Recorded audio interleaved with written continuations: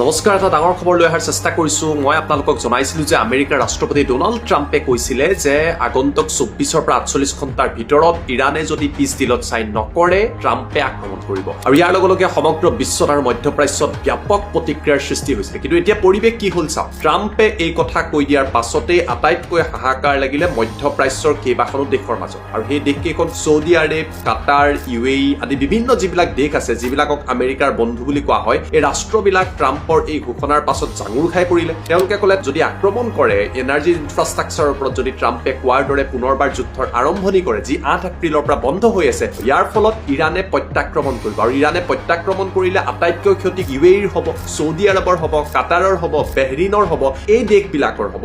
আৰু তাৰ বাবে মধ্যপ্ৰাচ্যৰ এইসমূহ দেশে ডোনাল্ড ট্ৰাম্পৰ ওপৰত হেঁচা দিলে। ট্ৰাম্পক ক'লে যে আপুনি এই কাম নকৰিব, এই কাম কৰিলে সমগ্ৰ ব্যৱস্থাটো অস্থিৰ হৈ পৰিব, মধ্যপ্ৰাচ্য অস্থিৰ হৈ পৰিব।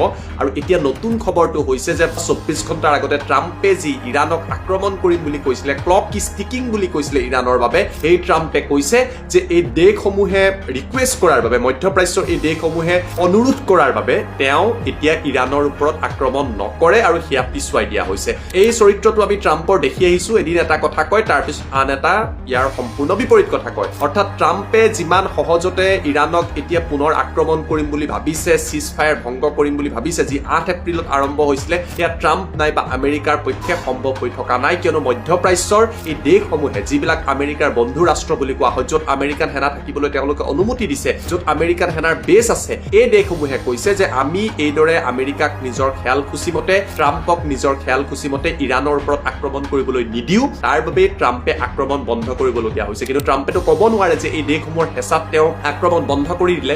গতিকে কৈছে দেশসমূহে মোক অনুৰোধ কৰিলে আৰু অনুৰোধ ৰক্ষা কৰি মই সিদ্ধান্ত গ্ৰহণ কৰিলো। গতিকে ইৰাণে কৈছিলে আমেৰিকাই যদি আক্ৰমণ কৰে ইয়াৰ বাবে আমি সাজু হৈছো। ইৰাণৰ সকলো মিছাইল, ৰকেট সাজু কৰি ৰখা হৈছিলে প্ৰত্যাক্ৰমণৰ বাবে, প্ৰত্যুত্তৰৰ বাবে। কেৱল সিমানেই নহয়, ইৰাণে নিজৰ জনতাক প্ৰশিক্ষণ দিছিলে, অস্ত্ৰৰ প্ৰশিক্ষণ দিছিলে যে যদিহে আমেৰিকান সেনা প্ৰৱেশ কৰে কিদৰে যুদ্ধ কৰিব লাগিব। এই পৰ্যন্ত ইৰাণে প্ৰস্তুতি চলাইছিলে পুনৰ আৰম্ভ হ'বলগীয়া যুদ্ধক লৈ। কিন্তু এই মুহূৰ্তত ট্ৰাম্পে কিছু সময়ৰ আগতে ক'লে যে তেওঁ এতিয়া আক্ৰমণ কৰাৰ সিদ্ধান্ত পিছুৱাই দিছে। ইফালে আলোচনাৰ প্ৰক্ৰিয়া কি হ'ব তাক লৈ কোনো এতিয়ালৈকে স্থিৰতা প্ৰকাশ পোৱা নাই। কাটাৰৰ তৰফৰ পৰা কোৱা হৈছে যে আলোচনাৰ বাবে আৰু সময় লাগিব আলোচনা চলাবলৈ, কিয়নো ইৰাণে যিটো প্ৰপ'জেল দিছে সেই প্ৰপ'জেলটো আমেৰিকাই মনা নাই। আমেৰিকাই যিটো প্ৰস্তাৱ দিছে সেয়া ইৰাণে মানি লোৱা নাই। আৰু ইৰাণে কৈছে যে আমেৰিকাৰ ওচৰত আমি কোনো কাৰণতে আত্মসমৰ্পণ নকৰো, যিমানে যি ভাবুকি নিদিয়ক কিয়। সেই স্থিতিত ইৰাণ বৰ্তমান সময়টো বাহাল আছে। এয়া আছিলে যুদ্ধৰ শেহতীয়া যিটো পৰিৱেশ, অৰ্থাৎ 8 এপ্ৰিলৰ পৰা অহা চিজ ফায়াৰ এতিয়া ভংগ নহয়। গতিকে আমেৰিকাই আক্ৰমণ নকৰে বা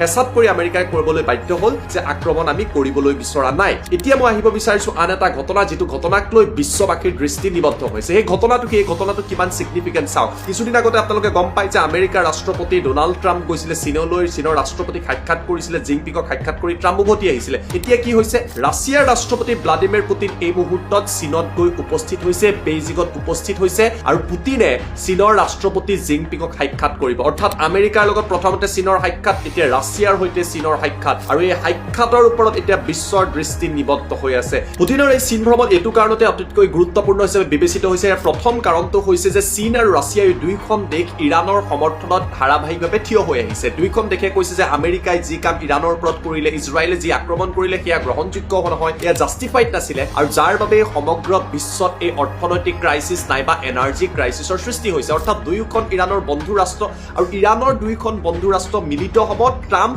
আঁতৰি যোৱাৰ পাছত বা ট্ৰাম্প চীনৰ পৰা আঁতৰি যোৱাৰ পিছত। এতিয়া ট্ৰাম্পে জিনপিঙৰ সৈতে কি আলোচনা কৰিলে, কি ইনপুট দিলে, ট্ৰাম্পৰ চিন্তা কি, থট প্ৰচেছ কি, ট্ৰাম্পে কি বিচাৰিছিলে, এই কথাখিনি স্বাভাৱিকভাৱে চীনৰ ৰাষ্ট্ৰপতি জিনপিঙে পুটিনৰ সৈতে শ্বেয়াৰ কৰিব। অৰ্থাৎ ট্ৰাম্প নাইবা আমেৰিকাৰ যিটো চিন্তা ধাৰণা তাৰ এটা আভাস চীনে লাভ কৰিবলৈ সক্ষম হৈছে। ৰাছিয়াৰ লগত যেতিয়া এই কথাখিনি শ্বেয়াৰ কৰিব, দুয়োখন দেশৰ আলোচনাৰ মাধ্যমেৰে ট্ৰাম্পে কি ভাবিছে, বিশ্বক লৈ আমেৰিকাৰ পৰিকল্পনা কি, আৰু এইদৰে যদি আমেৰিকাই পৃথিৱীক যি ডমিনেট কৰিব বিচাৰি আছে তাক কিদৰে প্ৰতিহত কৰিব পৰা যাব। বিশ্বৰ এই দুই মহা শক্তিশালী ৰাষ্ট্ৰই একত্ৰিত হৈ ইয়াক লৈ এটা কাউণ্টাৰ প্লেন বনোৱাৰ সম্ভাৱনা আছে। ইতিমধ্যে যদি আপোনালোকে চাই তেওঁলোকৰ ভ্ৰমণত কি আলোচনা হ'ব, বিশ্বত বৰ্তমান সময়ত চলি থকা পৰিৱেশ, বিশ্বলৈ ষ্টেবিলিটি কিদৰে আনিব পৰা যায় তাক লৈ আলোচনা হ'ব। অৰ্থাৎ ইৰাণৰ যুদ্ধ, ৱেষ্ট এছিয়াৰ ক্ৰাইচিছ সম্পূৰ্ণভাৱে তেওঁলোকৰ এজেণ্ডাত আছে। আৰু পুটিনৰ এই ভ্ৰমণে বহু কথাই তাৎপৰ্য গ্ৰহণ কৰিছে। এফালে আপোনালোকে গম পায় যে ৰাছিয়াৰ পৰা যিবিলাক দেশে তেল ক্ৰয় কৰিছে তাৰ ভিতৰত চীন আৰু ভাৰত অন্যতম আছে। ৰাছিয়াৰ পৰা ভাৰতক তেল ক্ৰয় কৰাক লৈ বিভিন্ন সময়ত আমেৰিকাই ভয় ভাবুকি দিছিলে, কিন্তু ভাৰতেও কৈ দিছে যে আমেৰিকাৰ কথা মতে নহয়, ভাৰতে নিজৰ ইচ্ছামতে ৰাছিয়াৰ পৰা তেল কিনিব। আন এখন দেশ হৈছে যোনে ভাৰততকৈ অধিক ৰাছিয়াৰ পৰা তেল ক্ৰয় কৰিছে, সেয়া হৈছে চীন। চীনৰ ওপৰতো আমেৰিকাই হেঁচা দিছিলে, কিন্তু চীনেও ক'লে যে এইবিলাক কথা কৈ লাভ নাই, আমি আমাৰ জনতাৰ ইচ্ছামতে আমি ৰাছিয়াৰ লগত ভাল সম্পৰ্ক, পুৰণি সম্পৰ্ক, আমাৰ নেইবাৰ হয় আৰু আমি তেল ক্ৰয় কৰিম। গতিকে ক্ৰুড অইলৰ যিটো মাৰ্কেটত বৰ্তমান সময়ত সৃষ্টি হৈছে, হৰমুজ বন্ধ হৈ থকাৰ ফলত তেলৰ ছাপ্লাই হোৱা নাই, স্বাভাৱিক অৱস্থা ঘূৰি অহা নাই, তেলৰ অভাৱ হৈছে, গেছৰ অভাৱ হৈছে, তাৰ সম্পূৰ্ণ এটা অল্টাৰনেট ৰুট হৈছে ৰাছিয়া। গতিকে ৰাছিয়াৰ লগত এই আলোচনা হোৱাৰ লগে লগে বিশ্বৰ এনাৰ্জি ছেক্টৰলৈ ৰাছিয়াই কিদৰে ষ্টেবিলিটি আনিব, আৰু ইয়াৰ ফলত ৰাছিয়াৰো লাভ হ'ব, চীনৰো লাভ হ'ব, ভাৰতৰ নিচিনা দেশৰো লাভ হ'ব। গতিকে এই যিটো এটা চেষ্টা কৰিছে ট্ৰাম্পে যে আমি সম্পূৰ্ণৰূপে পেট্ৰলিয়ামৰ ক্ৰুড অইলৰ মাৰ্কেটটো নিয়ন্ত্ৰণ কৰিম, ইয়াৰ জৰিয়তে ডলাৰ নিয়ন্ত্ৰণ কৰিম, তাৰ এটা অল্টাৰনেট ওলোৱাৰ বাবেও এই দুয়োখন দেশে চেষ্টা কৰাৰ সম্ভাৱনা আছে। ব্ৰিক্স ইয়াৰ বাবে আৰম্ভ হৈছিলে ডলাৰৰ ডমিনেন্ট নাইকিয়া কৰিবলৈ, আমেৰিকাৰ যি ছিংগুল ডমিনেন্ট আছিলে তাক নাইকিয়া কৰিবলৈ আৰম্ভ হৈছিলে। গতিকে ইয়াৰ সম্পূৰ্ণ এটা অল্টাৰনেট ৱে এই আলোচনাৰ জৰিয়তে এই বৈঠকত যি দুদিনীয়াৰ পৰা 3 দিনৰ ভ্ৰমণ কৰিব পুটিনে, ইতিমধ্যে গৈ পাইছেগৈ, এই ভ্ৰমণত এই কথাবিলাকো স্পষ্ট হোৱাৰ সম্ভাৱনা আছে। গতিকে আমেৰিকাৰ বাবে ইকনমিকলি আন এক প্ৰত্যাহ্বান অহাৰ সম্ভাৱনা আছে। ইফালে এই বৈঠকখন আন এটা কথাটো গুৰুত্বপূৰ্ণ আৰু সেই কথাটো আটাইতকৈ ছিগনিফিকেণ্ট হৈছে, সেয়া হৈছে এটা বাৰ্তা দিয়া হৈছে, চীনে এটা বাৰ্তা দিবলৈ চেষ্টা কৰিছে। চীন বৰ্তমান সময়ত বিশ্বৰ অন্যতম পাৱাৰ চেণ্টাৰ হৈ পৰিছে। যি চীনত কিছুদিন আগতে আমেৰিকাৰ ৰাষ্ট্ৰপতি আহি গ'ল, সেই চীনত সেই সপ্তাহৰ ভিতৰতে এতিয়া ৰাছিয়াৰ ৰাষ্ট্ৰপতিও আহিছে। অৰ্থাৎ চীনে ক'ব বিচাৰিছে যে বিশ্বত চীনৰ গুৰুত্ব বা ষ্ট্ৰেটেজিকলি চীনৰ ইম্পৰ্টেণ্ট ৰাছিয়াও বুজি পাইছে, আমেৰিকাও বুজি পাইছে বা বিশ্বৰ আন দেশেও বুজি পোৱাৰ প্ৰয়োজন আছে। অৰ্থাৎ চীনে নিজকে পুশ কৰিব বিচাৰিছে আমেৰিকাৰ সমানে সমানে বিশ্বৰ আন এক শক্তি হিচাপে। গতিকে স্বাভাৱিকতে আমেৰিকা আৰু ট্ৰাম্পৰ বাবে ই এক বাৰ্তা। পুটিন আৰু জিনপিঙৰ এই বৈঠকৰ ওপৰত স্বাভাৱিকতে আমেৰিকাৰ দৃষ্টি নিবদ্ধ হৈ থাকিব আৰু ইয়াৰ ইম্পেক্ট আগন্তুক সময়ত ইৰাণ যুদ্ধৰ ওপৰত কি পৰিব সেয়াও লক্ষণীয় হ'ব, কিয়নো ৰাষ্ট্ৰসংঘৰ মজিয়াটো, ইউনাইটেড নেশ্যনৰ মজিয়াটো ইৰাণক চীন আৰু ৰাছিয়াই ধাৰাবাহিকভাৱে ছাপোৰ্ট কৰি আহিছে, ধাৰাবাহিকভাৱে সমৰ্থন কৰি আহিছে। এই ঘটনাবিলাক হৈ থকাৰ মাজতে ৰাছিয়াত আন এটা ঘটনা সংঘটিত হৈছে। ৰাছিয়াৰ সংবাদ মাধ্যম ৰাছিয়া টুডে স্পুটনিক যদি আপোনালোকে চাই, তেওঁলোকে কৈছে পুটিন যেতিয়া চীনত থাকিব তেতিয়া ৰাছিয়াই 3 দিনৰ বাবে তেওঁলোকে যুদ্ধাভ্যাস কৰিব। আটাইতকৈ ছিগনিফিকেণ্ট, ৰাষ্ট্ৰপতি চীনত আছে আৰু যুদ্ধাভ্যাস কৰিব, সৰু সুৰা যুদ্ধাভ্যাস নহয়, নিউক্লিয়াৰ যুদ্ধাভ্যাস, অৰ্থাৎ পাৰমাণৱিক শক্তি সম্পন্ন বা পাৰমাণৱিক ডিটাৰেঞ্চ থকা তেওঁলোকে যুদ্ধাভ্যাস কৰিব, য'ত প্ৰায় 64,000 ৰাছিয়ান সেনাই এই যুদ্ধাভ্যাসত অংশগ্ৰহণ কৰিব। যথেষ্ট সংখ্যক তেওঁলোকৰ যিবিলাক ইকুইপমেণ্টছ আছে ব্যৱহাৰ কৰা হ'ব। যিকোনো পৰিস্থিতিৰ সৈতে মোকাবিলা কৰিবলৈ ৰাছিয়ান সেনা বাহিনী, নৌ বাহিনী, তেওঁলোকৰ বায়ু সেনা সকলোৱে যুদ্ধাভ্যাস চলাব। আৰু স্বাভাৱিকতে ইয়াৰ জৰিয়তে নাটো আৰু আমেৰিকাকো এটা প্ৰত্যুত্তৰ দিয়াৰ বা এটা বাৰ্তা দিয়াৰ চেষ্টা কৰিছে যে ৰাছিয়া সাজু হৈ আছে যিকোনো পৰিস্থিতিৰ সৈতে মোকাবিলা কৰিবলৈ। আৰু সেইবাবেই যি সময়ত চীনত বহি আছে পুটিন, সেই সময়তে যুদ্ধাভ্যাস। মনত পেলাওক, ইয়াৰ আগতে যেতিয়া পুটিন চীনলৈ গৈছিলে, সেই কেতিয়া গৈছিলে যে ইউক্ৰেইন যুদ্ধৰ আগে আগে জিনপিঙক সাক্ষাৎ কৰিছিলে। আৰু বহুতে ক'ব বিচাৰিছিল যে ইউক্ৰেইনক 2022 চনত ৰাছিয়াই ইনভেড কৰাৰ আগতে সাক্ষাৎ কৰাৰ নেতাগৰাকীয়ে আছিলে চি জিনপিং। জিনপিঙক হয়তো ৰাছিয়াই ইণ্ডিকেশ্যন দি আহিছিলে যে আমি ইউক্ৰেইনৰ ওপৰত আক্ৰমণ কৰিম। আৰু তাৰ পাছত ইউক্ৰেইনত এই ভ্ৰমণৰ পৰা উভতি অহাৰ পাছতেই ইউক্ৰেইনৰ ওপৰত আমেৰিকা, ইউৰোপ সকলোকে প্ৰত্যাহ্বান জনাই পুটিনৰ সেনাই প্ৰৱেশ কৰিছিলে। সেই যুদ্ধ আজিও অব্যাহত আছে, আজিও চলি আছে। গতিকে এই যিখন বৈঠক হ'বলৈ গৈ আছে, বৈঠকৰ ওপৰত সকলোৰে দৃষ্টি নিবদ্ধ হৈ আছে। গতিকে ট্ৰাম্প আঁতৰি যোৱাৰ পাছত এতিয়া পুটিন আৰু জিনপিঙৰ মাজত বৈঠক হ'ব। বৈঠকৰ পৰা কি ফলাফল আহিব আগন্তুক 24 পৰা 48 ঘণ্টাত আমি দেখিবলৈ পাম। এই বৈঠকৰ ফলত আমেৰিকাৰ ওপৰত কি হেঁচা পৰিব সেয়াও আমি দেখা পাম। ইৰাণৰ শক্তি কিমান গুণে বৃদ্ধি পাব সেয়াও লক্ষণীয় হ'ব। কিন্তু এটা কথা সুনিশ্চিত, ট্ৰাম্পে যিদৰে ভাবিছিলে যে নিজে ইচ্ছা কৰিলে মই আক্ৰমণ কৰি দিম, নিজে ইচ্ছা কৰিলে ইৰাণক ক্লক ষ্টিকিং, এনেকুৱা ডাঙৰ ডাঙৰ কথা কৈছিলে, ট্ৰাম্পৰ পক্ষে ইৰাণক পুনৰ আক্ৰমণ কৰা বা পুনৰ যুদ্ধ কৰাটো ইমান সহজ হৈ থকা নাই। বিশ্বই যুদ্ধ বিচৰা নাই, বিশেষকৈ মিডিল ইষ্টে যুদ্ধ বিচৰা নাই, যিবিলাক দেশত আমেৰিকান সেনাৰ ঘাটি আছে। আৰু সেইবাবে এই দেশবিলাকে কৈছে যুদ্ধ নহয়, আলোচনাৰ মাধ্যমেৰে সমাধান বিচাৰক, কিয়নো এই যুদ্ধৰ ফলত আটাইতকৈ যদি ক্ষতি হ'ব মিডিল ইষ্টৰ ক্ষতি হ'ব। আৰু ইয়াৰ ফলত বিশ্বৰ প্ৰতিটো প্ৰান্তত দাম বৃদ্ধি হ'ব। আজি আপোনালোকে গম পায়, আকৌ আমাৰ পেট্ৰল ডিজেলৰ মূল্য আজিৰ দিনত 90 পইচা পুনৰবাৰ বঢ়াই দিলে, অৰ্থাৎ 4 টকা বৃদ্ধি পালে। আৰু যিবিলাক দাবী কৰা হৈছে, যিমান অইল কোম্পানীবিলাকৰ লছ হৈছে, হৰমুজ বন্ধ হৈছে, ক্ৰুড অইলৰ দাম বৃদ্ধি পাইছে, মই আপোনালোকক দেখুৱাই দিছো। বিভিন্ন এজেঞ্চিয়ে, কোটাক এজেঞ্চিয়ে কৈছে যে প্ৰতি লিটাৰত 18 টকা পৰ্যন্ত বৃদ্ধি হ'ব পাৰে পেট্ৰল ডিজেলৰ মূল্য ভাৰতত। আৰু এনেকুৱা যদি হয়, ভয়াৱহ পৰিৱেশৰ সৃষ্টি হ'ব। প্ৰতিবিধ সামগ্ৰীৰ দাম বাঢ়িছে, ব্ৰেডৰ পৰা আৰম্ভ কৰি গাখীৰৰ পৰা আৰম্ভ আৰম্ভ কৰি লাক্সাৰী আইটেমটো বাদ দিয়ক, চাউল দাইল প্ৰতিবিধ সামগ্ৰীৰ মূল্য বৃদ্ধি হৈছে। আনকি চৰ্চা চলিছে যে ৰিচাৰ্জ, যিবিলাক মোবাইল ৰিচাৰ্জ আছে তাৰো মূল্য বৃদ্ধি হ'ব পাৰে। অৰ্থাৎ মূল্য বৃদ্ধিয়ে অনলাইন অফলাইন প্ৰতিটো ক্ষেত্ৰত আমাৰ জীৱনক স্পৰ্শ কৰি যাব। গতিকে সকলোৱে কৈছে যুদ্ধৰ অন্ত পৰিব লাগে, আলোচনাৰে সমাধানৰ সূত্ৰ ওলাব লাগে, হৰমুজ খুলিব লাগে, কিয়নো আমেৰিকা আৰু ইজৰাইলে যি যুদ্ধ আৰম্ভ কৰিছিলে তাৰ বেয়া প্ৰভাৱ বিশ্বৰ প্ৰতিটো প্ৰান্তত প্ৰতিগৰাকী ব্যক্তিয়ে ভোগ কৰিবলগীয়া হৈছিলে। এয়া আছিলে শেহতীয়া আপডেট। কিদৰে এখন যুদ্ধৰ ফলত সমগ্ৰ বিশ্বৰ বিভিন্ন প্ৰান্তত প্ৰভাৱ পৰিছে, আপোনাৰ মোৰ জীৱন কিদৰে প্ৰভাৱিত হৈছে তাৰ তথ্য আপোনালোকৰ বাবে লৈ অহাৰ চেষ্টা কৰিলো। আশা কৰিলো যুদ্ধৰ অন্ত পৰক আৰু ৰাছিয়া আৰু চীনৰ মাজত যি বৈঠক, এই বৈঠকেও যথেষ্ট ভৱিষ্যতৰ যি দিশ নিৰ্ণয় কৰিব, এই বৈঠকৰ ফলত ভাল খবৰ আহক বিশ্বৰ বাবে, সেয়াও আমি আশা কৰিছো। গতিকে এইখিনি আছিলে তথ্যভিত্তিক সকলোখিনি খবৰ আপোনালোকৰ বাবে লৈ অহাৰ চেষ্টা কৰিলো। সমগ্ৰ বিষয়টোক লৈ আপোনালোকে কি ভাবে? যথেষ্ট সংখ্যক দৰ্শকে কমেণ্ট কৰি আছে, তেওঁলোকক ধন্যবাদ জনাইছো। গতিকে আপোনালোকে কমেণ্ট কৰি থাকিব আৰু আপোনালোকৰ মতামত জনাই থাকিব। ভিডিঅ'টো চাই কেনে পালে আৰু ক'ৰ পৰা চাই আছে আমাক জনাবলৈ নাপাহৰিব। ধন্যবাদ। অসম সাহিত্য সভাৰ সভাপতি ডক্টৰ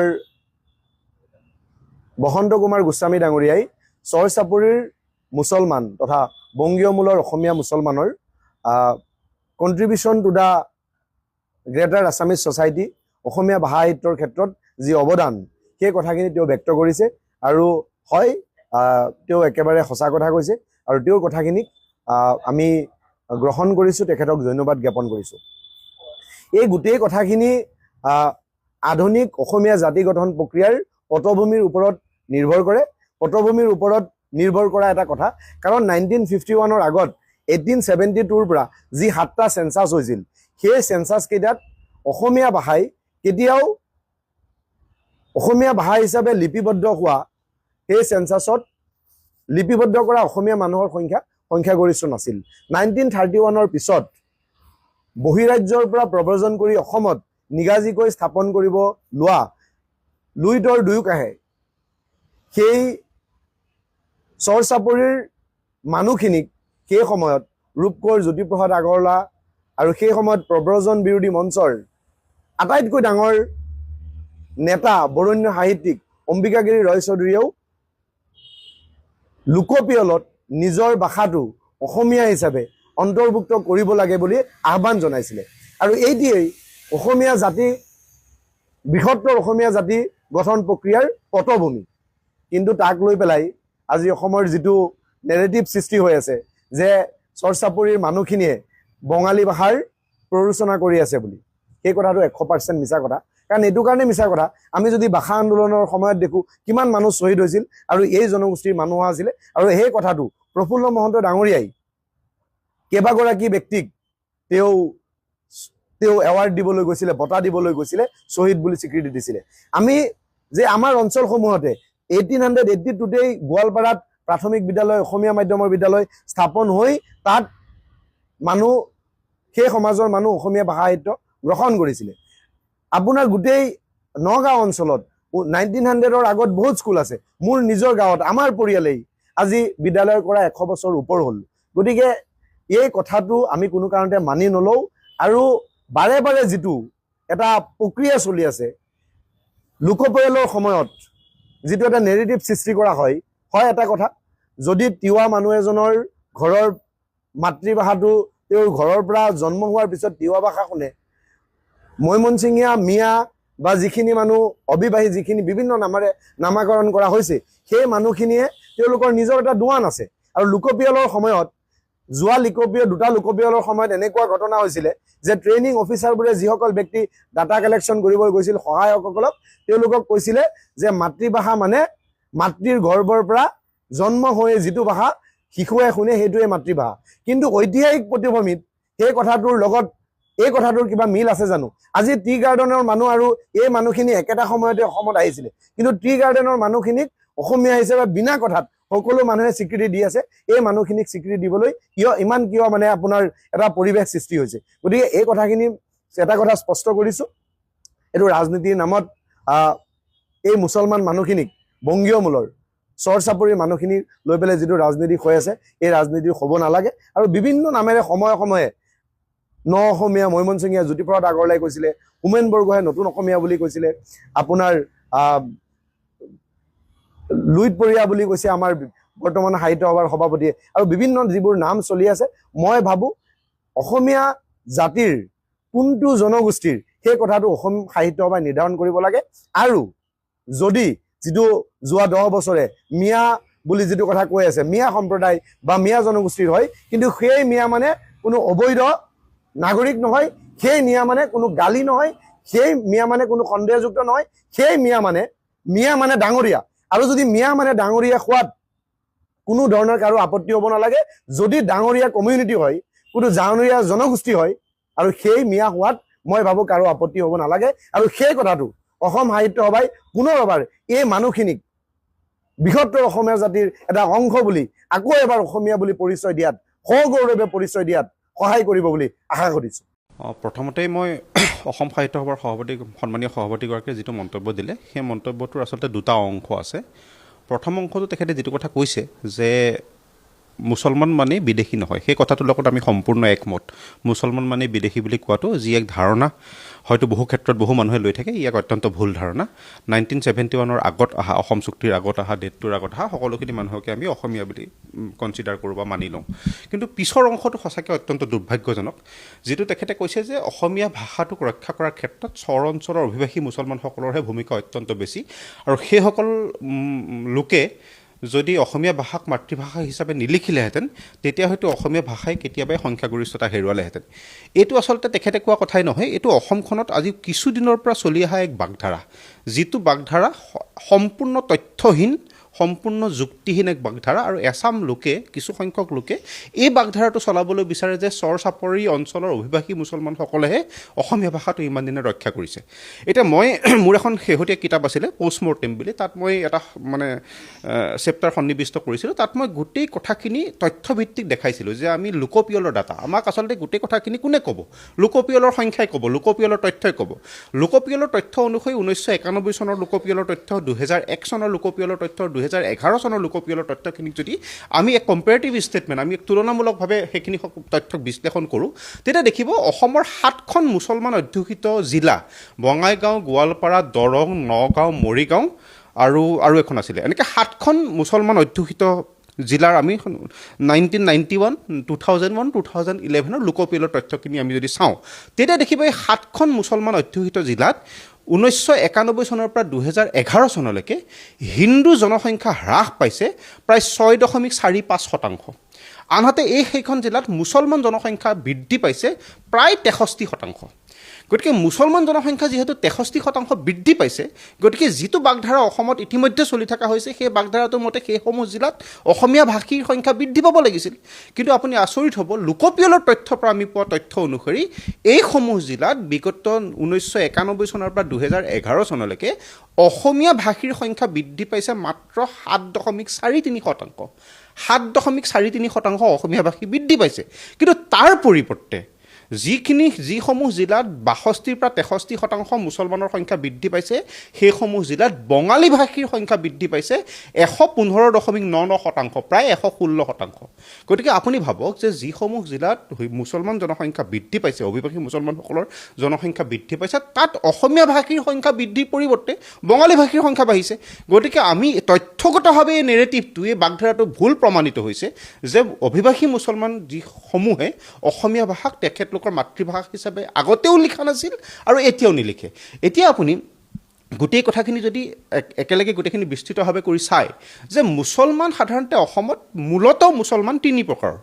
এক প্ৰকাৰৰ মুছলমান যিসকল মুছলমানৰ 800, 900, 1000 বছৰীয়া বৰ্ণিল ইতিহাসে অসমৰ সমাজ জীৱনক সমৃদ্ধ কৰি থৈছে, সেইসকল অসমৰ খিলঞ্জীয়া মুছলমান। তাৰ পৰিৱৰ্তে প্ৰায় 150-200 বছৰৰ অভিবাসী মুছলমানসকল, আৰু তেখেতলোকো অসমৰ সমাজ জীৱনত আজিৰ তাৰিখত মিলি গৈছে। আৰু অসম আন্দোলনৰ অসফল পৰিসমাপ্তিয়ে 1971 চনৰ পিছত যিসমূহ পূৰ্ববংগীয় মূলৰ মুছলমান বুলি কওঁ, অভিবাসী মুছলমানসকলো পূৰ্ববংগীয় মূলৰ, কিন্তু তেখেতলোক 71 আগত। এতিয়া কথাটো হৈছে এই জনসংখ্যা বৃদ্ধিৰ যিটো তাৰণা, এই তাৰণাটো অসমৰ খিলঞ্জীয়া মুছলমানৰ লগত নাই। অসমৰ খিলঞ্জীয়া যিসকল গৰীয়া মৰীয়া দেশী যিসকল আমাৰ মুছলমান আছে, অসমৰ খিলঞ্জীয়া, অসমৰ সমাজ জীৱনৰ অবিচ্ছেদ্য অংগ, তেখেতলোকৰ জনসংখ্যা সেই এটা সন্তান দুটা সংখ্যাং তেনেকুৱাই। এই জনসংখ্যা বৃদ্ধিৰ তাৰণাটো সদায় অভিবাসী মুছলমান বা যিসকল পূৰ্ববংগীয় মূলৰ মুছলমান আমি সন্দেহযুক্ত বাংলাদেশী নাগৰিক বুলি কওঁ, তেওঁলোকৰ অত্যন্ত বেছি। গতিকে এই 7খন জিলাত মুছলমান অধ্যুষিত জিলাৰ জনসংখ্যা 63% বৃদ্ধিটোত খিলঞ্জীয়া মুছলমানতকৈ সেই অভিবাসী মুছলমানসকলৰ আপোনাৰ অৰিহণা বেছি। গতিকে অভিবাসী মুছলমানসকলৰ জনসংখ্যা য'ত বৃদ্ধি পাইছে তাত নিশ্চিতভাৱে অসমীয়া ভাষীৰ সংখ্যা বৃদ্ধি পাব লাগিছিল। কিন্তু মানে আচৰিতকৈ অসমীয়া ভাষীৰ সংখ্যা 7% বৃদ্ধিৰ পৰিৱৰ্তে বঙালী ভাষীৰ সংখ্যা প্ৰায় 116% বৃদ্ধি পাইছে। গতিকে আপোনাক এই কথাখিনিয়ে প্ৰমাণ কৰে যে এই যিটো বাগধাৰা অসমৰ এছাম বুদ্ধিজীৱী, অসমৰ কিছু সংখ্যক লোক, অসমৰ কিছু সংখ্যক লেখক প্ৰবক্তাই এই বাগধাৰাটো যে চলাই থাকিব বিচাৰিছে, তথ্যগতভাৱে এই বাগধাৰাটো ভুল। তাৰ পৰিৱৰ্তে আজিৰ তাৰিখত বহু অসমীয়া স্কুলত ইংৰাজী মাধ্যমৰ বহু বিদ্যালয়ৰ ছাত্ৰ ছাত্ৰীসকলে অসমীয়া হয়তো পঢ়িব বা ভালকৈ জোতাব নাজানে, সঁচা কথা। কিন্তু আজিৰ তাৰিখত বহু ল'ৰা ছোৱালীবিলাক, বহু ছাত্ৰ ছাত্ৰীসকলে এই ক্ষেত্ৰত সচেতনো হৈছে। আমাৰ অসমৰ অসমীয়া মাধ্যমৰ ছাত্ৰ ছাত্ৰীসকলৰ লগতে ইংৰাজী মাধ্যমৰ ছাত্ৰ ছাত্ৰীসকল এই ক্ষেত্ৰত সচেতনো হৈছে। এতিয়া আপুনি ক'ব নেকি যে আজিৰ তাৰিখত যিসকল ইংৰাজী মাধ্যমৰ বিদ্যালয়ত অসমীয়া ছাত্ৰ ছাত্ৰীয়ে পঢ়ি আছে তেখেতলোকৰ মাতৃভাষা ইংৰাজী বুলি? যিটো কথা কৈছে যে অসমীয়া মাধ্যমৰ বিদ্যালয়ত পঢ়িলে বুলিয়ে এজন ব্যক্তিয়ে অসমীয়াক মাতৃভাষা বুলি লিখিব, সেই হিচাপে চাবলৈ গ'লে দেখোন ইংৰাজী মাধ্যমত পঢ়া বিদ্যালয়ৰ ছাত্ৰ ছাত্ৰীসকলে ইংৰাজীক মাতৃভাষা বুলি লিখিব লাগিছিল। তেনেকুৱাতো কথা নহয়। গতিকে এইটো এটা তথ্যগতভাৱে ভুল ধাৰণা। এই ধাৰণাটোক অসমৰ সমাজ জীৱনত আজি বিগত সময়ৰ পৰা চলাই থাকিব বিচৰা হ'ল। এই কথাটো এক উদ্দেশ্য প্ৰণোদিতভাৱেই হওক বা অন্যান্য কাৰণতে হওক ইয়াক চলাই থাকিবলগীয়া হ'ল। গতিকে ভুল ধাৰণা, আৰু এই ভুল ধাৰণাটো তেখেতে অন্ততঃ সাহিত্য সভাৰ মঞ্চখনৰ পৰা এনেকুৱা এক ধাৰণাটো অহাটো মই অত্যন্ত দুখ পাইছোঁ, দুৰ্ভাগ্যজনক বুলি ভাবিছোঁ। কাৰণ বিগত সময়তো সন্মানীয় সাহিত্যিকগৰাকীয়ে, সন্মানীয় সভাপতিগৰাকীয়ে বিগত সময়তো বহুকেইটা বিতৰ্কিত মন্তব্য দিছে, যেনেকৈ হেমচন্দ্ৰ গোস্বামীদেৱৰ লগত লক্ষ্মীনাথ বেজবৰুৱাদেৱৰ এক তুলনামূলক মানে তেখেতলোকে তুলনা কৰিছিল এখন চিঠিৰ যোগেদি। বিগত সময়ত ছিংগাপুৰত জুবিন গাৰ্গদেৱৰ মৃত্যুৰ তদন্ত কৰিবলৈ অসম সাহিত্য সভা যাব বুলি কৈছিল। বিগত সময়ত মাননীয় সাহিত্যিকগৰাকীয়ে মানে সভাপতিগৰাকীয়ে বিভিন্ন সময়ত মন্তব্য দি আহিছে। কিন্তু এইসমূহ মন্তব্যই অসম সাহিত্য সভাৰ গৰিমাহে হয়তো বহুখিনি ক্ষেত্ৰত বিনষ্ট কৰিব যেন মোৰ ভাৱ হয়। আৰু অসম সাহিত্য সভাৰ মঞ্চৰ পৰা অন্ততঃ ইমান তথ্যহীন আৰু ইমান যুক্তিহীন এটা কথা ওলাই অহাটো অসমীয়া সমাজখনৰ কাৰণে বৰ মানে সমুচিত কথা নহয় বুলি অন্ততঃ মই ভাবোঁ। নমস্কাৰ, মই মনালিছা গগৈ। বিজেপিক আমি জিকালোঁ। মই বাৰু বিজেপিক ভোট দিয়া নাই, সঁচা কথাটোৱে কৈছোঁ। মই আপোনালোকক আগতেও, যিসকলে মোৰ ভিডিঅ' কেতিয়াবা হ'লেও চাইছে, আপোনালোকে গমেই পায় যে মই বিৰোধী শক্তিশালী হোৱাটো যিহেতু বিচাৰিছিলোঁ, গতিকে বিজেপিক ভোট দিয়া বুলি মই আমি চাকৰি লাভ নাই, সঁচা কথাটো কৈছোঁ। মই বিজেপিক ভোট দিয়া নাছিলোঁ, কিন্তু ক্ষমতাত যে বিজেপি আহিব সেই কথাটো মই 100% নিশ্চিত আছিলোঁ। কাৰণ মই জানো যে আপোনালোকে ভোট দিব বিজেপিক, কাৰণ আপোনালোকে মামাক ভাল পায়, আপোনালোকে নৰেন্দ্ৰ মোদীক ভাল পায়। এতিয়া মামাক ভাল পায় আৰু নৰেন্দ্ৰ মোদীক ভাল পায় আপোনালোকে পশ্চিমবংগ আৰু অসমত বিপুল ভোটত জয়ী কৰালে বিজেপিক। পশ্চিমবংগত কেতিয়াও বিজেপিয়ে ভবাই নাছিল যে ইমান সংখ্যক আসন লৈ তেওঁলোকে কেতিয়াবা ক্ষমতালৈ আহিব।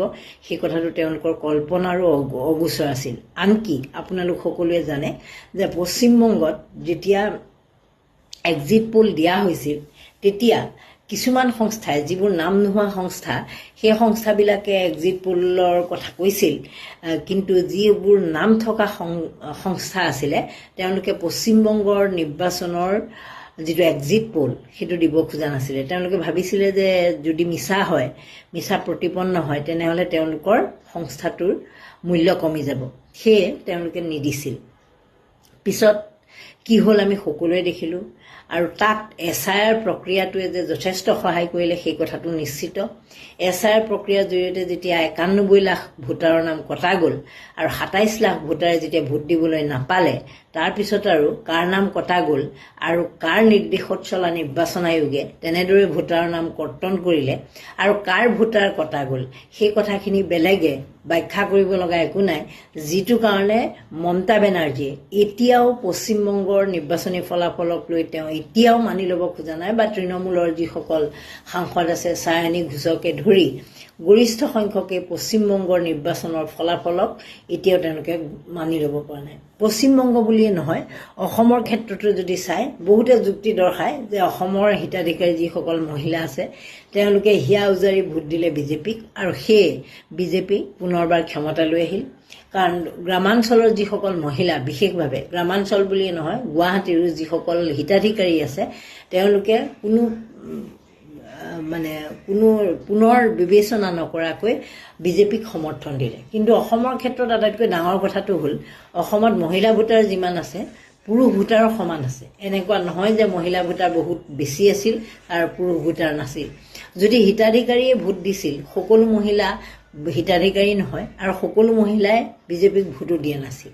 তাৰ পিছতো বিজেপিয়ে যিমান সংখ্যক ভোটত জয়ী হ'ল সেইখিনি গম পোৱাৰ পাছত বা সংখ্যাবোৰ জনাৰ পাছত, ডিফাৰেঞ্চবোৰ জনাৰ পাছত প্ৰতিটো সমষ্টিৰ মানুহে, যিসকল সচেতন ভোটাৰ, তেওঁলোকে মানি ল'বলৈ এতিয়াও টান পাই আছে যে সঁচাকৈয়ে মানুহজন জিকিছেনে। আনকি বিজেপিৰ নিজৰ মানুহৰে এতিয়াও সন্দেহ যে আমি সঁচাকৈয়ে জিকিছোনে নাই।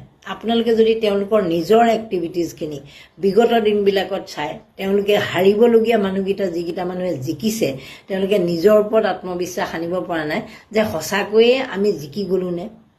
সেই কথাটো আনকি প্ৰদ্যুৎ বৰদলৈ চাগে এতিয়ালৈকে মানি ল'ব পৰা নাই, ভূপেন বৰাই মানি ল'ব পৰা নাই। ভোট কোনে দিলে, ভোটে দিলে নে, মানে ভোট মানে মই যিটো আমাৰ স্পিৰিট টাইপৰ কথাটো কৈছোঁ, ভোটে দিলে নে কোনে দিলে, সেই কথাটো তেওঁলোকে মানি ল'ব পৰা নাই। বাৰু যিয়ে নহওক, আপোনালোক সকলোৱে ভোট দিলে বুলি মই ধৰি লৈছোঁ। ধৰি লৈ আপোনালোকে ক্ষমতাত আনিলে পুনৰবাৰ মোদী শ্বাহৰ চৰকাৰখনক।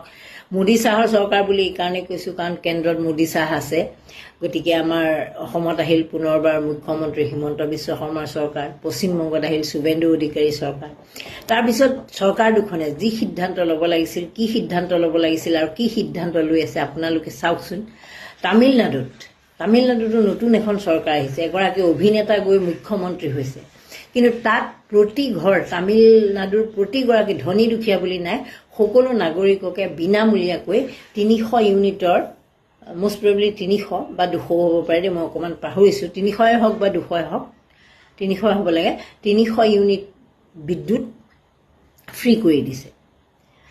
সেইটো হ'ল তেওঁলোকৰ প্ৰথম সিদ্ধান্ত। তাৰপিছত তেওঁ ঘোষণা কৰিছে, তেওঁ অভিনেতা আৰু এতিয়া মুখ্যমন্ত্ৰী হৈ তেওঁ ঘোষণা কৰিছে যে মহিলাৰ নিৰাপত্তাটো নিশ্চিত কৰা হওক, যাতে মহিলাই কোনো কাৰণত কোনো ধৰণৰ সমস্যাৰ সন্মুখীন হ'বলগীয়া নহওক। কিন্তু আমাৰ ইয়াৰ আৰু পশ্চিমবংগ চৰকাৰ যেতিয়া বিজেপি আহিল, দুয়োখন চৰকাৰে বিজেপি দখললৈ আহিল বা ইয়াত আছিলে, তেওঁলোকৰ সিদ্ধান্তবোৰ চাওক। তেওঁলোকে কি কৰিছে? তেওঁলোকে কৰিছে পশ্চিমবংগত গোপালকসকলক গৰু বিক্ৰী কৰিব নোৱাৰিব বুলি কৈছে, যিটো কাৰণে পশ্চিমবংগৰ যিসকল হিন্দু গোপালক তেওঁলোকে হিয়া ধাকুৰি কান্দিব লগা হৈছে যে তেওঁলোকে চিকিৎসা কেনেকৈ কৰাব, তেওঁলোকৰ সন্তানক কেনেকৈ পঢ়াব। কাৰণ তেওঁলোকৰ মূল যি জীৱিকাটোৱে আছিলে গোপালন। আমি হিন্দু মানুহবিলাকে যে গৰু পোহোঁ, গৰু পোহাৰ উদ্দেশ্যটো কি? আমি এইকাৰণেই গৰু পোহোঁ, প্ৰথম কথা আমি গাখীৰ খাবলৈ গৰু পোহোঁ, আৰু দ্বিতীয় কথাটো হ'ল সেই গৰু যেতিয়া গাখীৰ নিদিয়া হ'বগৈ, বৃদ্ধ এজনী গৰু হৈ যাব, গাই গৰুজনী যেতিয়া বুঢ়া হৈ যাব বা সাৰ এটা যেতিয়া হ'ব, তেতিয়া আগতে হাল বাবলৈ হিন্দু মানুহে বা অসমীয়া মানুহে ব্যৱহাৰ কৰিছিল। আমাৰ ককাহঁতৰ দিনত আমি দেখিছিলোঁ যে গৰুৰে হাল বাইছিল। কিন্তু এতিয়া সিদিনা মই উজনি অসমৰ পৰা আহিলোঁ, বহুবোৰ কৃষকৰ লগত কথা পাতিলোঁ, তেওঁলোকে কোনেও গৰু দি এতিয়া হাল নাবায়, ট্ৰেক্টৰ দি হাল বায়। গতিকে যিহেতু ট্ৰেক্টৰ দি ভাল পায়, আজি যদি ময়ো গৰু পুহিলোহেঁতেন, মোৰ ল'ৰা বা মোৰ ছোৱালীক খুৱাবলৈ যদি বা এটা ভাল গাখীৰৰ আশাত, যে কিনা গাখীৰবোৰ ভেজাল হয় বা বেছি দামত কিনাতকৈ মই ঘৰতে এজনী গৰু পুহি লওঁ বুলিও যদি মই পুহিলোহেঁতেন, তেতিয়া তাৰ পৰা যদি মতা গৰু জন্ম হ'লহেঁতেন বা পিছৰ পৰ্যায়ত গৰুজনী বুঢ়া হৈ গ'লহেঁতেন বা মই ৰাখিব নোৱাৰা এজনী গৰু পোহা মানুহজনীৰ ঘৰত যদি 3-4টা গৰু হ'লহেঁতেন, তেতিয়াতো মই বিক্ৰী কৰিব লাগিলহেঁতেন। আৰু বিক্ৰী কৰিবলৈ মই বজাৰখন ক'ত পাম? যদি বজাৰখন চৰকাৰে বন্ধ কৰি দিয়ে, তেনেহ'লে মোৰ ঘৰত যিটো সময়ত মই এটা গৰুৰ কাৰণে জেগা ৰাখিছিলোঁ, তাত মই 4-5টাকৈ গৰু ৰাখিম কিয়? আৰু গৰুটো ৰখাৰ কথাই নহয়, গৰুটোক প্ৰতিপালনৰ কথা আছে। খোৱা দানাৰ পৰা আদি কৰি ঘাঁহৰলৈকে সকলো ব্যৱস্থা মই কৰি দিব পৰা সক্ষমতা মোৰ থাকিব লাগিব বা আপোনালোকৰো থাকিব লাগিব। এতিয়া বানপানীৰ দিন, পানীত ঘাঁহৰ ব্যৱস্থা নাথাকে, গতিকে বিভিন্ন তুঁহগুৰিৰ পৰা আদি কৰি আৰু কি কি খুৱাই গৰুক, সেই ধৰণৰ চিকিৎসাৰ কথা আছে। যোনটো এটা পুহোঁ বুলি ক'লে পুহিলে চখত পুহিলেতো নহ'ব, তাৰ পৰা আপুনি উৎপাদন পাব লাগিব। গৰু বা ম'হ পালকসকলৰ প্ৰধান উৎপাদনেই হ'ল গাখীৰ, আৰু গাখীৰৰ পিছত তেওঁলোকে মতা যেতিয়া জন্ম হয়, মতা গৰু বা মতা ম'হ, তেতিয়াহ'লে সেয়া হাল বাবলৈ আগতে ব্যৱহাৰ কৰিছিল। মই ইতিমধ্যে কৈছোঁ, আপোনালোকে নিজেও জানে, আপোনালোকে আজিকালি গৰু ব্যৱহাৰ নকৰে। যিহেতু ব্যৱহাৰ নকৰে, সেইটো আপোনালোকে বিক্ৰী কৰিব লাগিব। বিক্ৰী কৰোঁতে যদি আপোনালোকক চৰকাৰে বাধা দিয়ে যে আপুনি হিন্দু মানুহ, গৰু আমি সনাতনী সংস্কৃতি মনা মানুহ, গতিকে আমি গৰু বিক্ৰী কৰিব নোৱাৰোঁ, গৰু বিক্ৰী কৰাটো আমাৰ কাৰণে পাপ, বা মুছলমান মানুহে খাবৰ কাৰণে গৰু বিক্ৰী কৰিব নোৱাৰি, এই ধৰণৰ যদি কিছুমান নিৰ্দেশনা দি দিয়া হয় তেতিয়াহ'লে ভুক্তভোগী কোন হ'ব? মুছলমান মানুহে গৰুৰ অল্টাৰনেটিভ তেওঁলোকে ছাগলী খাব পাৰিব, মুৰ্গী খাব পাৰিব, হাঁহ খাব পাৰিব, বাকী সকলো মাংসই খাব পাৰিব, মাত্ৰ গৰুটো হয়তো তেওঁলোকে নাপাব পাৰে। কিন্তু সমস্যাটো কাৰ বাঢ়িছে? এই যে শুভেন্দু অধিকাৰীয়ে যিটো সিদ্ধান্ত ল'লে তাৰ কাৰণে এই গৰু পালকসকল কিন্তু হিন্দু, তেওঁলোকে সেইকাৰণে হিয়াধা কৰি কান্দিছে যে চৰকাৰখন অহাৰ পাছত আমাৰ ভাল হোৱাৰ সলনি আমাৰ উল্টা এটা এনেকুৱা ধৰণৰ পৰিস্থিতিৰ সৃষ্টি হ'ল যে এতিয়া গৰু ঘৰত ৰাখি খুৱাবলৈও তেওঁলোকৰ সামৰ্থ্য নাই, কাৰণ মানুহে খোৱাৰ সামৰ্থ্য নথকা সময়ত গৰু কুকুৰৰ কথা ভাবিবলৈ এতিয়া বহুত দূৰ। যিসকলৰ একদম এৰিষ্ট্ৰকেট মানুহ তেওঁলোকৰ কথাটো বেলেগ, সাধাৰণ মানুহৰ কাৰণে গৰু এটা ৰাখি ভালভাৱে প্ৰতিপালন কৰি তুঁহ দানাৰ পৰা আদি কৰি সকলো সামগ্ৰী দি ৰখাটো বা চৰোৱাটো এতিয়া বৰ সহজ কথা হৈ থকা নাই।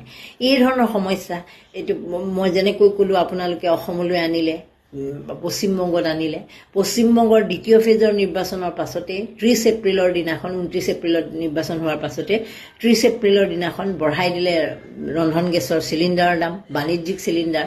গতিকে আমাৰ অসমীয়া মানুহেই হওক বা আমাৰ মানুহবিলাকৰ এটা সাধাৰণ ধাৰণা আছে, যেতিয়ালৈকে আপোনাৰ গাত চিকুটটো নপৰে, মানে মোৰ গাত যেতিয়ালৈকে চিকুটটো নপৰে তেতিয়ালৈকে আমি মুখেৰে নামাতোঁ, যেতিয়া মোৰ গাত পৰিব তেতিয়াহে মই মাতিম। গতিকে আমি যেতিয়া বাণিজ্যিক চিলিণ্ডাৰৰ মূল্য বৃদ্ধি হৈছিল, মই অৱশ্যে কথাটো কৈছিলোঁ তেতিয়া যে বাণিজ্যিক চিলিণ্ডাৰৰ মূল্য বৃদ্ধিটোৱে আমাৰ কৰ্মসংস্থাপনহীনতাৰ সৃষ্টি কৰিব। ওপৰে চালে একো চিলিণ্ডাৰ এটা মূল্য বৃদ্ধি হ'লে কৰ্মসংস্থাপনৰ হীনতাৰ কথা নাহেই, কিন্তু তাৰ জৰিয়তে যিসকলে কিবা বনাই বেছি খাই মেলি আছিল সেইসকলৰ অৱস্থা কি হ'ব? এনেকৈ তেতিয়া কোৱা হৈছিল, কিন্তু মানুহে সেই কথাবোৰ কিমান গ্ৰহণীয় হিচাপে ল'লে সেইটো এটা ডাঙৰ প্ৰশ্ন। তাৰপিছত আপোনালোকে সকলোৱে গমেই পায়, আজিলৈকে কোনো এটা এনেকুৱা সামগ্ৰী নাই যিটো সামগ্ৰীৰ মূল্য বৃদ্ধি হোৱা নাই। কিন্তু এই যুদ্ধখন তেওঁলোকে যিটো অজুহাত দি আছে, যুদ্ধখনৰ অজুহাত, মধ্যপ্ৰাচ্যৰ যুদ্ধৰ সদৃশ পৰিস্থিতি, সদৃশ নহয় যুদ্ধৰ পৰিস্থিতি, তাৰ কাৰণে সমগ্ৰ বিশ্বত প্ৰভাৱ পৰিছে। মই অলপ আগতে দিলীপ শইকীয়াৰ এটা ইণ্টাৰভিউ চালোঁ, তেওঁ তাত তেনেধৰণেই কৈছে, কিন্তু সেই প্ৰভাৱটো আমাক দেখুওৱাৰ কাৰণেহে হ'ল।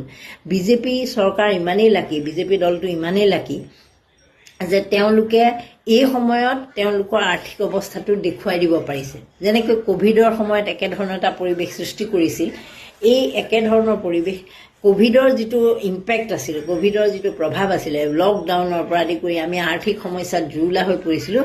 ক'ভিডৰ আগৰ 2019 চনৰ আগত আমি আটাইতকৈ ভয়ংকৰ জুৰুলা কিহত হৈছিলোঁ জানেনে? আমি ডিমনিটাইজেশ্যন, যিটো বিমুদ্ৰাকৰণ হৈছিল 2016 চনৰ 8 নৱেম্বৰৰ দিনাখন, যিটো বিমুদ্ৰাকৰণ প্ৰধানমন্ত্ৰীয়ে ঘোষণা কৰিছিল, তাৰপিছত ভাৰতবৰ্ষৰ বেছিভাগ কুটীৰ শিল্প, বেছিভাগ হস্তশিল্প, ক্ষুদ্ৰ শিল্প, ক্ষুদ্ৰ উদ্যোগী এইবিলাকৰ ব্যৱসায় বাণিজ্য বন্ধ হৈ গৈছিল। কিন্তু তাৰ প্ৰভাৱটো যিহেতু বিমুদ্ৰাকৰণ হোৱাৰ লগে লগে পৰা নাছিল, কাৰণ যিকোনো এটা উদ্যোগ বন্ধ হ'বলৈ বা নগদ লেনদেনৰ কথাবোৰৰ কথা আছে, এইবোৰৰ কাৰণে অলপ সময় লয়, 1-1.5 বছৰ লাগি যায়। গতিকে সেই সময়খিনিতে বিজেপি ইমানেই লাকি যে সেই সময়তে আকৌ আহি পালে ক'ভিড। গতিকে পিছত তেওঁলোকে সমগ্ৰ পৰিস্থিতিটো ক'ভিডৰ ওপৰত দায় সৰাৰ কাৰণে ব্যৱহাৰ কৰিবলৈ লাগিল, যে ক'ভিড পৰিৱেশৰ কাৰণে এনেকুৱা হ'ল, দেশৰ অৰ্থনৈতিক সংকট হ'ল, অৰ্থনৈতিকভাৱে জুৰুলা হ'ল, মানুহ দুখীয়া মানুহ বৃদ্ধি পালে। সেই সময়ৰ পৰাই প্ৰধানমন্ত্ৰী মোদীৰ ফালৰ পৰা সেই যে চাউল দিয়া, 80 কোটি জনতাক চাউল দিয়া পৰিৱেশটো ক'ভিডৰ পৰা আৰম্ভ কৰিলে। সেই ক'ভিডৰ পৰা সেইটো আৰম্ভ কৰিবলগীয়া কথা নাছিল, সেইটো আৰম্ভ কৰিবলগীয়া হৈছিল সেই 2016 চনৰ 8 নৱেম্বৰ, যিদিনাখন তেওঁলোকে বিমুদ্ৰাকৰণ কৰি সৰু সৰু ব্যৱসায়ীবিলাকৰ জীৱন ধ্বংস কৰি পেলাইছিল। তেতিয়া তাৰ পিছৰ পৰিস্থিতিতেই সেই অৰ্থনৈতিক সমস্যাৰ সৃষ্টি হৈছিল, আৰু তেতিয়াই চাউল দিবলগীয়া পৰিস্থিতিৰ সৃষ্টি হৈছিল। কিন্তু তেওঁলোকৰ অজুহাতটো ইমান ধুনীয়া হ'ল যে ক'ভিডত জুৰুলা হোৱা মানুহৰ কাৰণেহে আমি দিছোঁ, আমি বিমুদ্ৰাকৰণ কৰাৰ কাৰণে ভাৰতৰ অৰ্থনীতিত কোনো প্ৰভাৱ পৰা নাই। সেই ধৰণৰ এটা লাখ তেওঁলোকক ভগৱানেও সহায় কৰিলে, ভাগ্যও চাগে সহায় কৰিলে। এইবাৰ ভাৰতবৰ্ষ সঁচাকৈ প্ৰকৃতাৰ্থত জুৰুলা হৈছিল, অৰ্থনৈতিকভাৱে জুৰুলা হৈছিল, আৰু এই সময়ত সেই যুদ্ধখনে আৰু অৰিহণা যোগাই দিলে যে এতিয়া তেওঁলোকে প্ৰতিটো কথাতে বিশ্বৰ এটা পৰিৱেশৰ কথা কয়, আমেৰিকাৰ পেট্ৰলৰ দামৰ কথা কয়, আমুকৰ কিবা কথা কয়, এই ধৰণৰ কথা বতৰাবোৰ আৰম্ভ কৰা আৰম্ভ কৰিছে কোৱা, কিন্তু প্ৰকৃতাৰ্থত সঁচাকৈয়ে তেওঁলোকে এইবোৰ কথা লুকুৱাই ৰাখিছিল, বিমুদ্ৰাকৰণৰ পৰাই ঢাকি ৰাখিছিল, GSTৰ পৰাই ঢাকি ৰাখিছিল। আৰু এই পৰিৱেশটো বহুত মানুহে উপলব্ধি কৰি আছিল। ইকনমিষ্টে, আনকি নিৰ্মলা সীতাৰমণৰ যিগৰাকী স্বামী পাৰাকালা প্ৰভাকৰণ, তেওঁ নিজেও বহুতবাৰ কৈছে যে ভাৰতৰ অৰ্থনৈতিক অৱস্থাটো বিৰাট ভয়ংকৰ হৈ আছে, কিন্তু তেওঁলোকে সেই কথাটো লুকুৱাই ৰাখিছিল। এতিয়া এনেকুৱা এটা পৰিস্থিতি হ'ল যে বিশ্বৰ যিটো যুদ্ধ, যিটো মধ্যপ্ৰাচ্যৰ যুদ্ধৰ অজুহাত দি তেওঁলোকে সেই বিষয়টো এতিয়া এনেকুৱা কৰি পেলাইছে যে যুদ্ধহে আমাৰ অজুহাত। কিন্তু যুদ্ধও যদি অজুহাত বুলি ভাবোঁ, এটা প্ৰশ্ন মোৰ তেওঁলোকক কৰিবলৈ মন, যুদ্ধটো এই এমাহৰ ভিতৰত লগা নাই। যুদ্ধ বহুদিনীয়া যুদ্ধ এইখন, আৰু এই যুদ্ধৰ প্ৰভাৱ যে পৰিব সেই কথাটো ৰাহুল গান্ধীৰ পৰা আদি কৰি প্ৰায় সংখ্যক বিৰোধী পক্ষৰ ৰাজনীতিকে জানিছিল। আনকি আমাৰ সাধাৰণ মগজে, আমাৰ দৰে একেবাৰে সাধাৰণ মানুহ, আমি না মধ্যপ্ৰাচ্যৰ কথা কিবা জানো না বেলেগৰ কথা জানো, কিন্তু বিশ্বৰ যিকোনো প্ৰান্ততে যদি যুদ্ধ এখন লাগে তাৰ প্ৰভাৱ যে পৰিব সেই কথাটো সকলোৱে জানিছিল। আৰু তেনেকুৱা তেলৰ ক্ষেত্ৰত ধনী দেশত যেতিয়া প্ৰভাৱটো পৰিব, তাৰ যে প্ৰভাৱ পৰিব সেই কথাটো নৰেন্দ্ৰ মোদীৰ নিচিনা বিশ্বগুৰুৱে কিয় গম পোৱা নাছিল নাজানো, কিন্তু আমি লালু পাঞ্জু, ঘটিৰাম বাতিৰামেও আমি গম পাইছিলোঁ যে ইয়াৰ প্ৰভাৱটো খুব ভয়ংকৰ হ'বলৈ গৈ আছে। সেয়ে ৰাহুল গান্ধীয়ে সকীয়াই দিছিল, কিন্তু তেওঁলোকে অকণো গুৰুত্ব নিদিলে। আপোনালোকে চাওক, অসমৰে নিৰ্বাচনেই কওক, পশ্চিমবংগৰ নিৰ্বাচনেই কওক, তেওঁলোকে কেনেকুৱা ধৰণৰ ব্যয়বহুল কাৰবাৰ কৰিছিল, কেনেকৈ তেওঁলোকে ধন বিলাইছিল, কেনেকৈ তেওঁলোকে কোটি কোটি টকা খৰচ কৰিছিল। এটা সমষ্টিত 300 কোটিলৈকে, অসমৰ এটা সমষ্টিত 300 কোটিলৈকে মানুহে ব্যয় কৰিছিল। বিজেপিৰ প্ৰাৰ্থীয়ে তেনেধৰণে ব্যয় কৰিছিল য'ত বিৰোধী পক্ষই পৰাই নাছিল, তেনেকুৱা ধৰণে তেওঁলোকে ডিষ্ট্ৰিবিউট কৰিছিল। মানুহক 1000-1200 টকা এনেই দিছিল, কোনো কথা নোহোৱাকৈ দিছিল। এই ধৰণৰ কিছুমান অভিযোগ তেওঁলোকৰ বিৰুদ্ধে আছিল। তেওঁলোকে হেলিকপ্টাৰ ব্যৱহাৰ কৰাটো বাদ দিয়ক, তেওঁলোকে নিজৰ প্ৰাইভেট তেওঁলোকে হেলিকপ্টাৰৰ পৰা আদি কৰি যিমানবোৰ তেওঁলোকে পাৰে চাৰ্টাৰ্ড প্লেনলৈকে ব্যৱহাৰ কৰিছিল। সেইবোৰৰ ভাড়া নৰেন্দ্ৰ মোদী যে আহিছিল, হিমন্ত বিশ্ব শৰ্মা যে গৈছিল, সেইফালে শুভেন্দু অধিকাৰীহঁতে যে ভ্ৰমণ কৰিছিল, সেইবিলাকৰ পইচা আপোনাৰ মোৰ পকেটৰে আছিল। কিন্তু সেই পকেট, সেই যে ঋণ, সেই যে আমাৰ ভাৰত চৰকাৰে লোৱা ঋণ, অসম চৰকাৰে লোৱা ঋণ, ভাৰত চৰকাৰৰ ঋণতেই চলি আছে, নৰেন্দ্ৰ মোদী চৰকাৰৰ ঋণতেই চলি আছে, অসম চৰকাৰৰ ঋণতেই চলি আছে। সেই ঋণবোৰ এতিয়া আপোনাৰ মোৰ মূৰৰ ওপৰত পৰিছে। সেই যে ইনভেষ্টৰবিলাক, যিবোৰ বিনিয়োগকাৰীয়ে পইচাবোৰ যে দিছিল, যে তহঁতে চৰকাৰ আনিবি, আমাক ঠিকা দিবি, এই ধৰণে যে তেওঁলোকে ডনেশ্যনবোৰ লৈছিল, সেই যে ডনেশ্যন লৈ তেওঁলোক যে জয়ী হ'ল, তাৰপিছত যে তেওঁলোকে যিবোৰ কেণ্ডিডেটক, ধৰি লওক মই কেণ্ডিডেট আছিলোঁ গুৱাহাটী সমষ্টিত, দিছপুৰ সমষ্টিত, মোক কোনোবা এটা ফাৰ্মাচিউটিকেল কোম্পানীৰ মালিকে মোক সহায় কৰিলে, মই জিকি আহিলোঁ। এতিয়া যিহেতু বিজেপি চৰকাৰ আহিল, তেওঁলোকে মোক সহায় কৰা নাছিল, তেওঁলোকে বিজেপিক সহায় কৰিছিল। বিজেপি অহাৰ পাছত তেওঁলোকে এতিয়া অসমত সা সুবিধা ল'ব, লোৱাটো খাটাং। আৰু তেওঁলোকে যে সামগ্ৰী, প্ৰডাক্ট যিবোৰ আছিল, সেই প্ৰডাক্টৰ ওপৰত তেওঁলোকে ধৰি লওক হস্পিটেল ছাপ্লাইত দিব লাগিব, চৰকাৰী ছাপ্লাইত তেওঁলোকৰ নাম, সেই কোম্পানীটোৱে ABCD যি কোম্পানী নহওক তেওঁলোকে অগ্ৰাধিকাৰ পাব। গতিকে এই ধৰণৰ কাৰবাৰবোৰ যেতিয়া হয়, তেতিয়া আচলতে মূল্য বৃদ্ধিৰ প্ৰকোপটো বৃদ্ধি পায়, আৰু সেইটোৱে হ'বলৈ গৈ আছে। আৰু এতিয়া আমি যে বিজেপিক জিকালোঁ, মই প্ৰথমতে কৈছোঁ যে মই দিয়া নাছিলোঁ, আপোনালোক যিসকলে দিছিলে জিকালে, যে জিকাই এতিয়া কি লাভ হ'ল আপোনালোকে চাওক। সেইফালে শুভেন্দু অধিকাৰী মুখ্যমন্ত্ৰী হ'ল, এইফালে হিমন্ত বিশ্ব শৰ্মা মুখ্যমন্ত্ৰী হ'ল। পিছৰ পৰ্যায়ত উচ্ছেদৰ পৰা আদি কৰি বহুতবোৰ সিদ্ধান্তই তেওঁলোকে ল'ব। আপোনালোকে তিৱাসকলৰ ক্ষেত্ৰত কি হ'ল দেখিছে। আগন্তুক দিনবিলাকত আৰু জনগোষ্ঠীয় লোকসকলৰ, যিহেতু ট্ৰাইবেল বেল্টৰ মাটিত যথেষ্ট পৰিমাণৰ মাটি থাকে তেওঁলোকৰ, ট্ৰাইবেল মানুহৰ পপুলেশ্যন কম, জনজাতীয় লোকৰ, গতিকে সেই মাটিবিলাক বৃহৎ কোম্পানীক দিব, আৰু সেইবিলাকক বিৰোধিতা কৰিলে আকৌ তেওঁলোকে বেয়া পায়, অন্ধভক্তসকলে বেয়া পায়।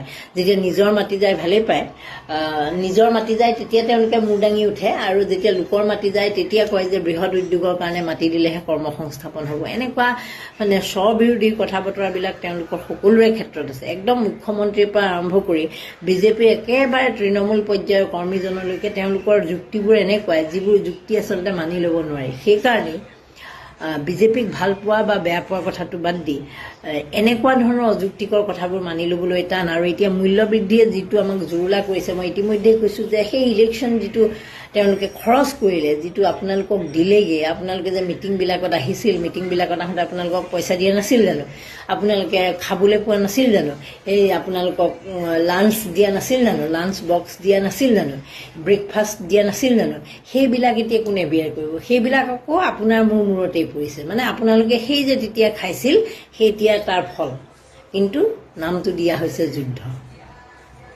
মানে কথাটো সেয়া, অকণমান ভাবি চালে সকলো কথাৰে আচলতে ৰহস্যটো ওলাই পৰে, কিন্তু ভক্তই কেতিয়াও নুবুজে। ভক্তই এতিয়া মোৰ এই ভিডিঅ'টোৰ তলত আহি পেলাই কমেণ্ট কৰিব, আপুনি নাজানে নেকি বিশ্বযুদ্ধ চলি আছে, যে বিশ্বযুদ্ধৰ প্ৰভাৱ আমেৰিকাতো পৰিছে, ইংলেণ্ডতো পৰিছে, সেইকাৰণে আমাৰ দেশত পৰিছে। কিন্তু মই প্ৰথমতে আপোনালোকক কৈছোঁ যে ক'ভিডৰ যিটো 80 কোটি মানুহক যে চাউল দিয়া, এইটো আচলতে চাউল সেই বিমুদ্ৰাকৰণৰ সময়তেই সেই তেনেকুৱা ধৰণৰ পৰিস্থিতি হোৱাৰ কাৰণে দিবলগীয়া আছিল, কিন্তু সেই সময়ত বিমুদ্ৰাকৰণৰ পিছতেই দি দিয়া হ'লে তেওঁলোকৰ ধৰা পৰি গ'লহেঁতেন যে বিমুদ্ৰাকৰণটো এটা বৃহৎ ফেইলিয়ৰ আছিল। সেইকাৰণে সেইটো লুকুৱাই ক'ভিডটো সেইটো সময়তে আহি গ'ল আৰু তেওঁলোক বাচি গ'ল। এইবাৰ বচাই দিলে যুদ্ধই। আগন্তুক দিনত বা আৰু কোনে কাক বচায়, নে আমি বাচি থাকোঁ নে নাথাকোঁ ক'বলৈ। নমস্কাৰ, ধন্যবাদ।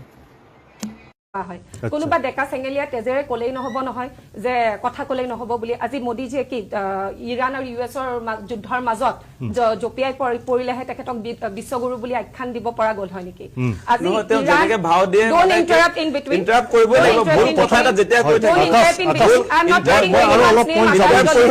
মই কাৰো নাম উল্লেখ কৰা নাই,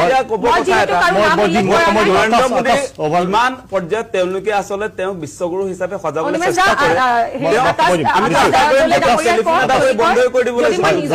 এই শপত গ্ৰহণ অনুষ্ঠানবিলাক কৰাৰ পাছত তেওঁলোকক ঘপককে আপোনাৰ দেশভক্তি জাগি উঠিলে, দেশক ভাল পোৱা তেওঁলোকৰ মনত আহি গ'ল। এতিয়া তেওঁলোকে ইলেক্ট্ৰিক বাহন চলাব লাগিল, মিঠাতেল কমকে খাব লাগিল পৰামৰ্শ দিব। মিঠাতেল আপোনাৰ এই ইৰাণ ইৰাকৰ পৰা আমি নানো নহয় মালিক, আমাৰ খাদ্য সামগ্ৰী ভাৰতৰ প্ৰডাকশ্যন।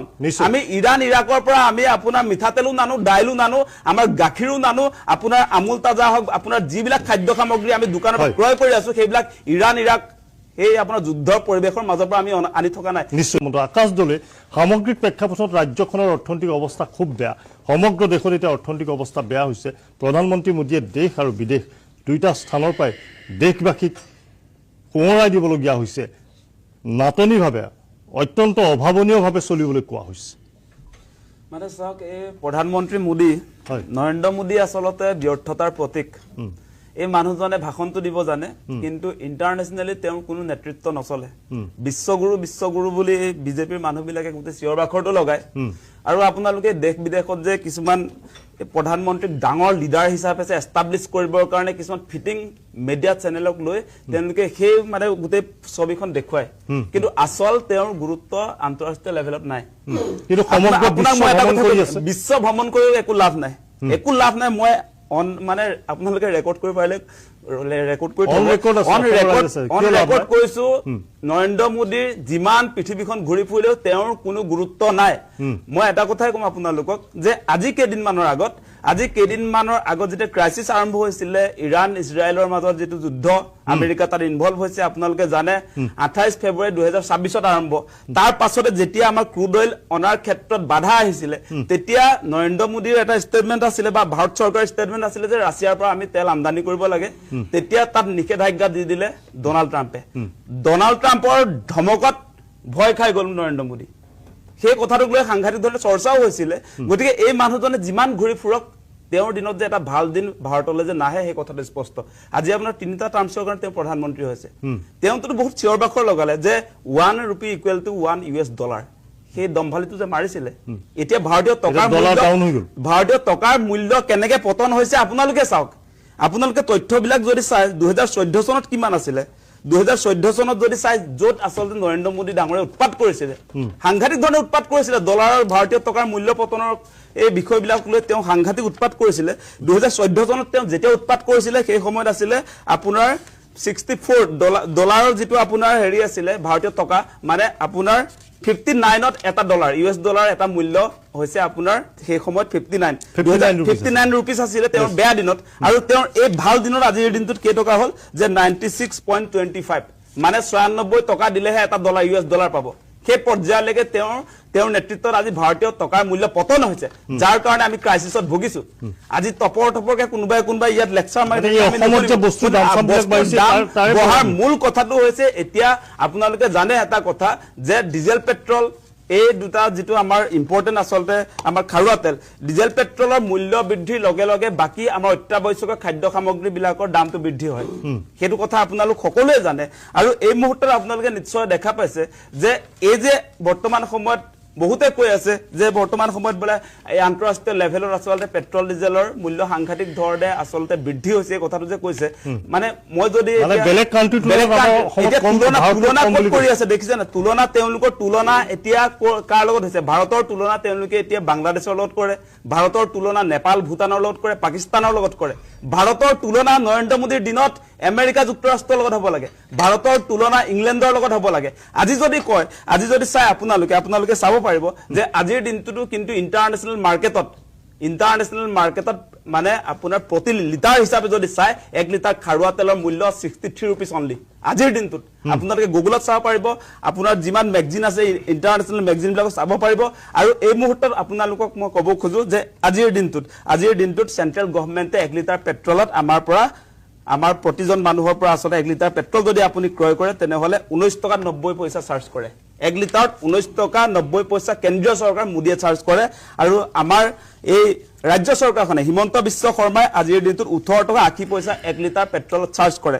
দুইখন চৰকাৰ যদি মিলাই তেনেহ'লে আজিৰ দিনটোত 38 টকা 70 পইচা আচলতে কেন্দ্ৰীয় চৰকাৰ ৰাজ্য চৰকাৰ এই ক্ৰাইচিছৰ সময়ত আমাৰ ৰাজ্যৰ চাৰ্জ কৰে। গ্ৰাহকৰ 1 লিটাৰ আপোনাৰ 1 লিটাৰ পেট্ৰলত 38 টকা আপোনাৰ 70 পইচা।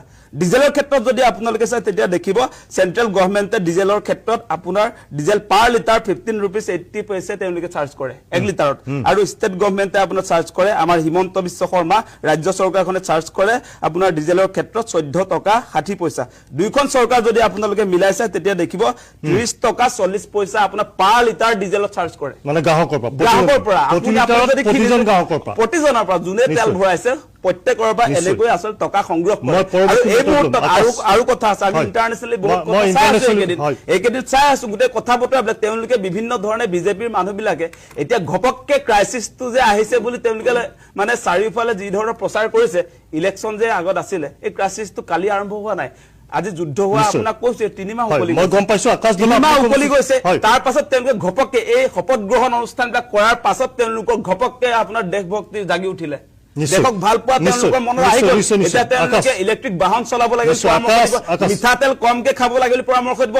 মিঠাতেল আপোনাৰ এই ইৰাণ ইৰাকৰ পৰা আমি নানো নহয় মালিক, আমাৰ খাদ্য সামগ্ৰী ভাৰতৰ প্ৰডাকশ্যন, আমি ইৰাণ ইৰাকৰ পৰা আমি আপোনাৰ মিঠাতেলো নানো, দাইলো নানো, আমাৰ গাখীৰো নানো, আপোনাৰ আমুল তাজা হওক, আপোনাৰ যিবিলাক খাদ্য সামগ্ৰী আমি দোকানৰ পৰা ক্ৰয় কৰি আছো সেইবিলাক ইৰাণ ইৰাক এই আপোনাৰ যুদ্ধৰ পৰিৱেশৰ মাজৰ পৰা আমি আনি থকা নাই। সেইবিলাকত কিয় আপোনালোকে আজিলৈকে আচলতে নাকি লগাব পৰা নাই? যিবিলাক অসাধু ব্যৱসায়ী আচলতে সাধাৰণ ৰাইজৰ পৰা যে লুটি আছে, সেইবিলাক চোৱা চিতা কৰাৰ দায়িত্ব কাৰ? চৰকাৰ এখন আমি এনেই পাতিলো নেকি? এই কথা বতৰাবিলাক আছে, হাঁহি উঠে মানে এনেকুৱা কথা কিছুমান শুনিলে।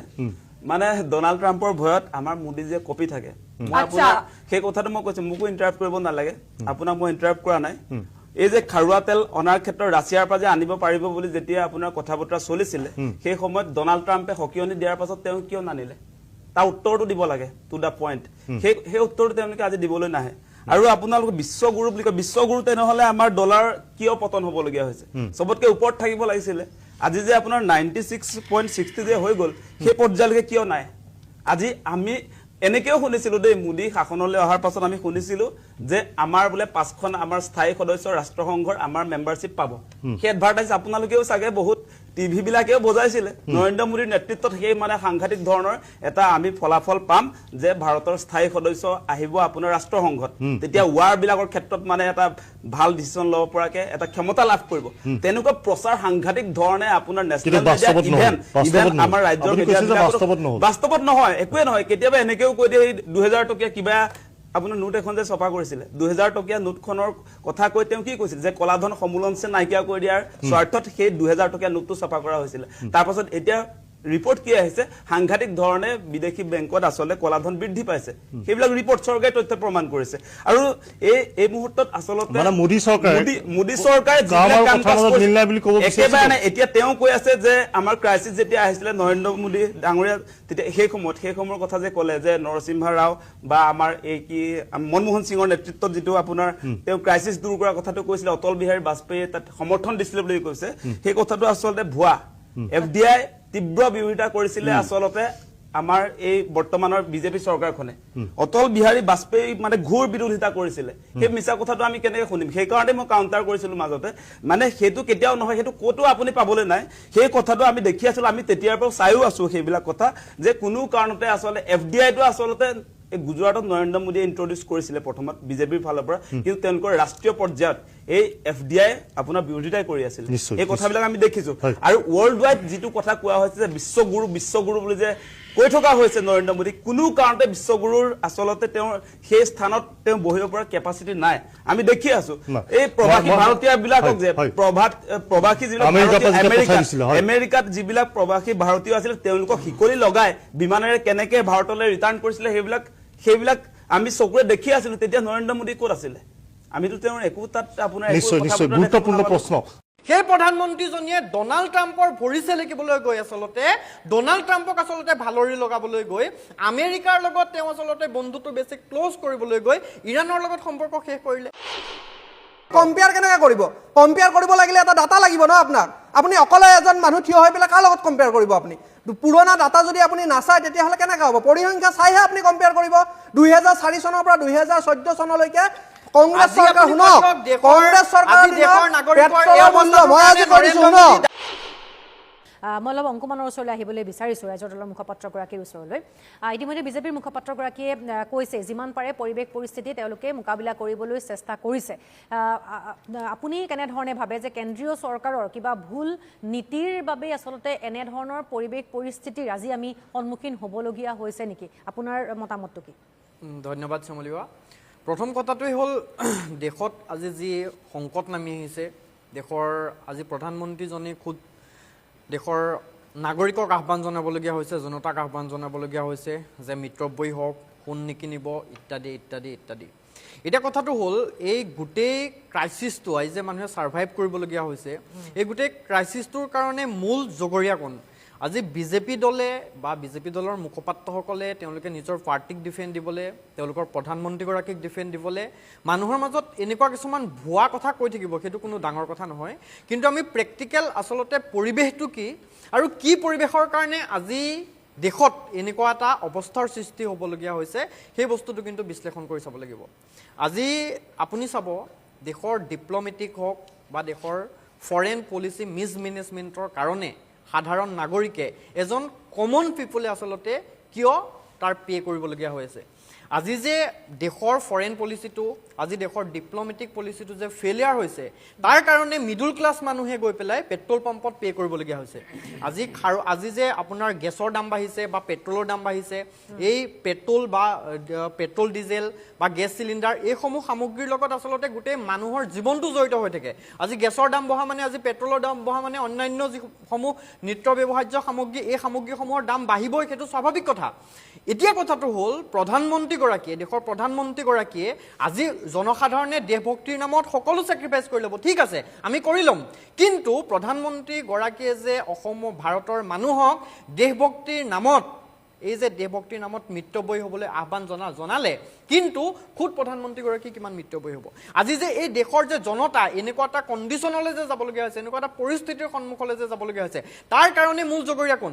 আজি আমি নিজক প্ৰশ্ন কৰিছোনে আজি নৰেন্দ্ৰ মোদী ডাঙৰীয়া আজি কেন্দ্ৰীয় চৰকাৰে ক'ব পাৰিবনে যে এটা ইণ্ডিপেণ্ডেণ্ট ফৰেন পলিচি তেওঁলোকে এষ্টাব্লিছ কৰিব পাৰিছে এটা ইণ্ডিপেণ্ডেণ্ট তেওঁলোকে ডিপ্ল'মেটিক পলিচি তেওঁলোকে এষ্টাব্লিছ কৰিব পাৰিছে বুলি ক'ব পাৰিবনে যদি পাৰিলেহেঁতেন আজি চাব সকলোৱে জানে যে ইৰাণৰ নিচিনা যিসমূহ দেশ বা আপোনাৰ ইৰাকৰ নিচিনা যিসমূহ দেশ ইৰাণৰ পৰা এটা সময় আছিল য'ত ভাৰতত ডলাৰৰ বিনিময়ত ইৰাণে ভাৰতক খাৰুৱা তেল যোগান ধৰিছিল সুলভ মূল্যত ৰাছিয়া এনেকুৱা এখন দেশ আছিল যিখন দেশে ডলাৰৰ বিনিময়ত বন্ধুত্বমূলক এটা দামত আচলতে ভাৰতক তেওঁলোকে খাৰুৱা তেল যোগান ধৰি আছিল আজি ইৰাণৰ পৰা যে খাৰুৱা তেল অহা বন্ধ হ'ল ৰাছিয়াৰ পৰা যে খাৰুৱা তেল অহা বন্ধ হ'ল কাৰ কাৰণে বন্ধ হ'বলগীয়া হ'ল আমেৰিকাৰ প্ৰেছাৰত সেইটোতো দেশৰ নাগৰিকে দেখি আছে আজি ডনাল্ড ট্ৰাম্পক আজি আমেৰিকাক এতিয়া ক'বলৈ বেয়া আমাৰ যিজন প্ৰধানমন্ত্ৰী সেই প্ৰধানমন্ত্ৰীজনীয়ে ডনাল্ড ট্ৰাম্পৰ ভৰি চেলেকিবলৈ গৈ আচলতে ডনাল্ড ট্ৰাম্পক আচলতে ভালৰি লগাবলৈ গৈ আমেৰিকাৰ লগত তেওঁ আচলতে বন্ধুটো বেছি ক্লোজ কৰিবলৈ গৈ ইৰাণৰ লগত সম্পৰ্ক শেষ কৰিলে আজি ৰাছিয়াৰ পৰা যেতিয়া তেল আনিছিলে যেতিয়া শেহতীয়াকৈ ৰাছিয়াৰ পৰা তেল আনিছিলে ডনাল্ড ট্ৰাম্পৰ অনুমতি লৈহে ভাৰতলৈ ৰাছিয়াৰ পৰা তেল আনিবলগীয়া হ'ল এনেকুৱা এটা ফৰেইন পলিচি এনেকুৱা এটা ডিপ্লমেটিক চিটুৱেশ্যন চলি আছে আজি ভাৰতত গতিকে এই গোটেই ফেইলুৱাৰসমূহ তেওঁলোকে ঢাকিবলৈ তেওঁলোকৰ যিসমূহ ব্যৰ্থতা এই ব্যৰ্থতাসমূহ ঢাকিবলৈ এতিয়া ভাৰতৰ মানুহক এতিয়া ঠিক আছে অংকুমান মই উত্তৰটো কৌশিক কলৰ পৰা একেবাৰে লৈ লওঁ ফৰেইন পলিচিটোক যিহেতু তেখেতে প্ৰশ্ন উত্থাপন কৰিছে যে সেইখিনি ভাল নোহোৱাৰ কাৰণে হৈছে আপুনি কিবা ক'বলৈ বিচাৰিব নেকি চাওক ভাৰতবৰ্ষ স্বাধীনোত্তৰৰ পিছত পোনপ্ৰথমবাৰৰ বাবে যদি বিশ্বত ভাৰতবৰ্ষৰ এটা বৈদেশিক যিটো নীতি আৰু বৈদেশিক যিটো সম্পৰ্ক আজি উন্নত হৈছে একমাত্ৰ মাননীয় প্ৰধানমন্ত্ৰী নৰেন্দ্ৰ মোদী ডাঙৰীয়াৰ এই কাৰ্যকালতেই হৈছে দ্বিতীয় কথা মই এটা কথা কওঁ যে এই যে কিছুমান কথা আমাৰ ৰাইজৰ দলৰ মুখপাত্ৰগৰাকীয়ে ক'লে যে ইৰাণৰ লগত যদি আজি সম্পৰ্ক ভাল থাকিলে হয় আমাৰ খাৰুৱা তেল আহিলে হয় চাওক এই ৰাছিয়াৰ কথাও কৈছে হয় এই কথাবোৰ যে কৈছে বা ৰাছিয়াৰ ক্ষেত্ৰত তেখেতে ক'লে ৰাছিয়াৰ ক্ষেত্ৰত তেওঁ একদম এটা ভুল তথ্য এটা দিলে যিটো মই ৰাইজৰ জ্ঞাতাৰ্থে শুধৰাই দিছোঁ যে যেতিয়া ৰাছিয়াৰ ওপৰত আমেৰিকাই চেনচন লগাইছিলে সেই সময়তো আমেৰিকাৰ সেই চেনচনক গুৰুত্ব নিদি পেলাই একমাত্ৰ প্ৰধানমন্ত্ৰী নৰেন্দ্ৰ মোদী ডাঙৰীয়াই ৰাছিয়াৰ পৰা তেল ক্ৰয় কৰিছিলে আৰু তেল আনিছিলে ভাৰতলৈ এই কথাটো আমি পাহৰি যাব নালাগে যে আমেৰিকাৰ সন্মুখত যে আমি ব' ডাউন হোৱা নাই আমেৰিকাৰ সন্মুখত যে আমি কেতিয়াও আমি আঁঠু কাঢ়া নাই সেই বস্তুটো প্ৰমাণ কৰি দি পেলাই আমেৰিকাই কোৱা সত্ত্বেও আমি ৰাছিয়াৰ পৰা তেল ক্ৰয় কৰিছিলোঁ আৰু আনিছিলোঁ এতিয়া সমগ্ৰ বিশ্বই দেখিছে আৰু এটা কথা আজি ইয়াতে মই যদিও অৰ্থনীতিবিদ নহয় মই ইয়াতে ষ্টুডিঅ'ত বহি ডাঙৰ কথা নক'লেও ইয়াত যোনেই যিমান কওক অৰ্থনীতিবিদসকলে ভালকৈ বুজি পাব যে এই সংকটৰ সময়ত আমি কোনে মানে কি কৰিছে কোনে কি কৰা নাই এই বস্তুখিনি কিন্তু দেখি আছে আজি চাওক আজি যদি আমি পুৰণা সময়লৈকে ঘূৰি যাওঁ আজি ইয়াত আমাৰ কংগ্ৰেছৰ প্ৰতিনিধি নাই যদিও মই বিৰোধীসকলকে কৈছোঁ আজি 1991 চনলৈকে যদি আমি ঘূৰি যাওঁ যেতিয়া আমাৰ ৰাছিয়া ছোভিয়েট ইউনিয়নৰ মাজত যুদ্ধ হৈছিলে সেই সময়ত কংগ্ৰেছ চৰকাৰ আছিলে কংগ্ৰেছ চৰকাৰে সেই সময়ত কি কৰিছিলে কংগ্ৰেছ চৰকাৰে সেই সময়ত কি কৰিছিলে যে এই অৰ্থনৈতিক সংকটৰ মোকাবিলা কৰিব নোৱাৰি পেলাই প্ৰায় 47 টন সোণ ভাৰতৰ সোণ যে আছিলে সেয়া বেংক অফ ইংলেণ্ড আৰু বেংক অফ জাপানত তেওঁলোকে বন্ধকত থৈ বিক্ৰী কৰি দিছিলে পইচা লৈছিলে তাৰ পৰা ইয়াৰ উপৰিও আমি যদি চাওঁ 2005 চনৰ পৰা 2004 চনৰ পৰা 2014 চনলৈকে যেতিয়া ডক্টৰ মনমোহন সিঙৰ চৰকাৰ আছিলে সমগ্ৰ ভাৰতবৰ্ষৰ আমাৰ বিৰোধী আমাৰ কংগ্ৰেছে হওক বা অন্য দলসমূহে কয় যে বিশিষ্ট অৰ্থনীতিবিদ আছিলে ডক্টৰ মনমোহন সিং আমিও তেখেতক সন্মান কৰোঁ তেখেতৰ সেইটো মানুহ কিন্তু তেখেত যেতিয়া প্ৰধানমন্ত্ৰী হৈ আছিলে সেই সময়ত কি হৈছিলে সেই সময়ত এই অইল প্ৰাইচ নিয়ন্ত্ৰণ কৰিব নোৱাৰি পেলাই অইল বণ্ডৰ নিচিনা এটা চুক্তি কৰি পেলাই আপোনাৰ লাখ লাখ কোটি টকা প্ৰায় 1,48,000 কোটি টকা ভাৰতবৰ্ষত ধাৰ কৰি থৈছিলে আৰু আপোনালোকে জানি আচৰিত হ'ব যে মাননীয় প্ৰধানমন্ত্ৰী যেতিয়া নৰেন্দ্ৰ মোদী ডাঙৰীয়াই কাৰ্যভাৰ লয় সেই যে 1,48,000 কোটি টকা তেওঁলোকে ধাৰ কৰি থৈছিলে সুদ সহিতে আমি 3,23,000 কোটি টকা আমি পৰিশোধ কৰিবলগীয়া হৈছিল আৰু সেইখিনি মই আজি গৰ্বৰে কওঁ যে মাননীয় প্ৰধানমন্ত্ৰী ডাঙৰীয়াৰ সঠিক নীতিৰ বাবে আমি সেই ধাৰসমূহ আমি পৰিশোধো কৰিছিলোঁ আৰু লগতে আমি পেট্ৰলৰ মূল্য আমি তাৰ পিছতো কিন্তু পেট্ৰলৰ মূল্য আমি নিয়ন্ত্ৰণত ৰাখিছিলোঁ আমি পুৰণ এতিয়া কথাটো পাতক নাই মই এতিয়া কথা কৈ আছোঁ টকাত যে গেছ কিনিছে মই এতিয়া কথা কৈ আছোঁ 30,000 টকাত যে গেছ কিনিবলগীয়া হৈছে তাৰ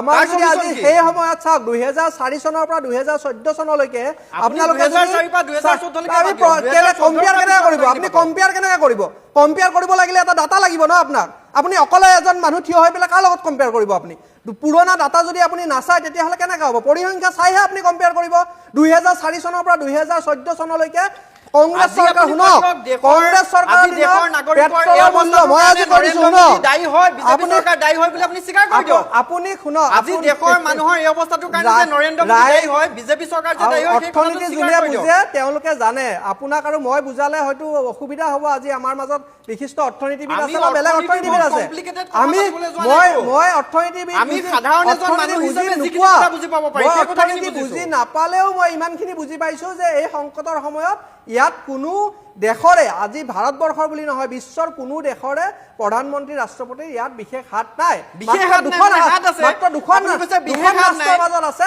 ঠিক আছে, আজি মই যদি মই আমেৰিকা মই ইৰাণে আহিম নিজৰ মই মাজত আহিম যুদ্ধ